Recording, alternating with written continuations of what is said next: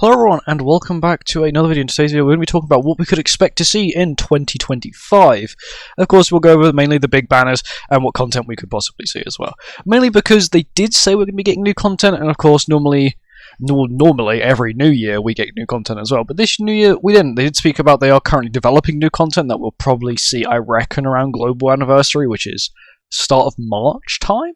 Hopefully we should see that content then. But of course, it could quite easily be delayed until JP anniversary, which is, I believe, May, end of May time. That's when we normally get the banner. But anyway, let's get on with what we could expect for this year. So, collaborations-wise, we're looking at, I reckon, mostly new. I reckon we'll see maybe one rerun this year, and that'll probably be ReZero. Mainly because last year, once again, they focused more on reruns. That's the reason why we got Shield Hero, Slime, and for some reason Overlord again. Our only new collaboration was Tower of God, but once again, we don't really speak about the Tower of God collab because it wasn't really any effort was put into it. It just seemed really like an asset flip. We had 3 characters, and one of them was also the event boss as well, which is, it's not really as high as effort as like a normal collaboration where we normally get 4 characters and a special event boss making 5 unique assets added to the game for characters. But yeah, generally what could we expect? New duo characters, 100%, because once again, on the Liz Melly sort of thing, they spoke about how this is the first duo hero. Of course, they completely forgot about Hawk Liz and Hawk and Oslo, but I'm pretty sure they've also been given the duo character thing. I don't know what, they spoke about Hawk and Oslo and some sort of duo thing. I don't really pay attention to it because nobody really cares. But let's start with January. So January, most likely we're looking at a collab. It'll probably, if I had to guess, it would probably drop on the 30th because we've got Melee on the 26th. We'll get a new banner next week, which is meant to be Sariel, apparently with a new LR as well, and Gallon's Relic. 2 weeks after that, we'll probably see a 242, and then the week after that, we will probably see a collab. So you're looking at a collab probably on the 30th, a 242 on the 23rd, and of course a 600 banner next week on the 9th. That would be, of course, January, and it'll probably be a collab, if I had to guess, mainly because of last year. Of course, they may completely do a full 180 and it not be one, but we've had credible insiders say that, we're having collabs soon, which makes me feel like we're going to have the normal sort of January collab. I guess that's a new thing now. For February, we'll have probably global anniversary at the end, so it'll be 30th, it'll then go to the 13th, then the 27th. So you're probably looking at global anniversary dropping on the 27th of February, and that'll probably be, if I had to guess, probably Tristan. Tristan's the best character to drop at that time, mainly because, once again, this collab is lots of unknown or lots of humans. Humans and unknowns may take over the meta for a bit.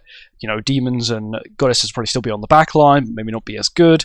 And of course, Tristan would then buff goddesses, demons, as well as 4 knights as well, which would be quite a good meta shift. Multiple playable teams, apart from the current meta we've got, which is is already just demons. You see the old goddess team. You see the old unknown team as well, and you see the old Millum team. That's really it, which is it's sort of sad when the meta sort of becomes like this. March is normally a dead month, so the 13th will be another banner in March. We'll then get another one on the 27th, so the end of month banner for March will be on the 27th of March. That will probably end up being probably just a random 600, so maybe someone from the Catastrophe story, if I had to guess. Only because we haven't had the Catastrophe story in a very long time, since Sab. Right, and that was June of last year. So realistically, I feel like March is quite a good dead month just to release just a random 600, new original character sort of thing. Sort of a dead month, and then the 10th of February will then, 10th of April will then be another banner, and the 24th will then be the end of the end of April banner, which is normally a collab.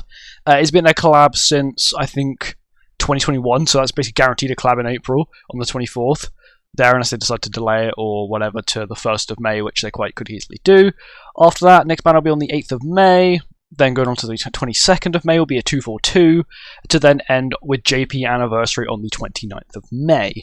Realistically, I see it being Gawain. Only reason being is because Escanor was JP anniversary, so Escanor has the power of the sun, Gawain has the power of sun, so it makes sense doing it a year apart, sort of thing.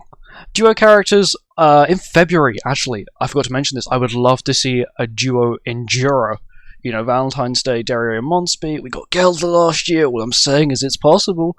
Enduro Dario Monspeed would be a really cool thing to add, especially for Valentine's Day as well. You can just give them some funky abilities. It doesn't matter. Most of the Valentine's Day characters are just random characters in the show. We've also got Jenna. Technically Gelda's Valentine's Day only. And then Zaneri. They're all Valentine's Day characters. Once again, Zaneri and Jenna both had 2 new releases recently as well. After May, we'll then have after the May JP anniversary, we'll then have the 12th of June. Then the 26th, this will be the June end of month banner. Which will probably, if I had to guess, be another dead month. Maybe Ragnarok, maybe just a random Ragnarok character, maybe like a new Brynhild, or something like that. Mainly because, once again, they said they're no longer going to festival spam us. Because, once again, if they do festival spam us, they have to give us a lot more rewards to compensate for the sheer amount of festival spam, as well as like the amount of materials you need to level up your characters constantly. After that, you've got July, which is normally a festival, so it'll be the 10th will be the first banner. You have a 242 on the 24th of July, and then the 31st of July will be the end of month banner, which would only be a festival. Last year was, I believe, Thor was end of July, so maybe they'll do Thor. Maybe they'll do another 4 nights. Who could they do for 4 nights, really? They could do a duo character if they really wanted to. Just get rid of just 2 random characters that may have got an SSR, sort of like Nauseans, and just put them into a duo. That was possible. It's possible, since we've got these duo UR bases, we could see anything now, which is really nice. And it also means that collaboration sort of a little bit more things to work with. For example, with ReZero, which I reckon we'll probably end up seeing towards the end of the year, whether probably the August collaboration or the November collaboration, and I do see them possibly doing a Subaru Beatrice duo character, because they can do that. Once again, Subaru's pretty useless by himself. You put Beatrice on there, Beatrice already got a character, now you've got a new duo character, which could actually be kind of useful. And it'd be kind of cool as well.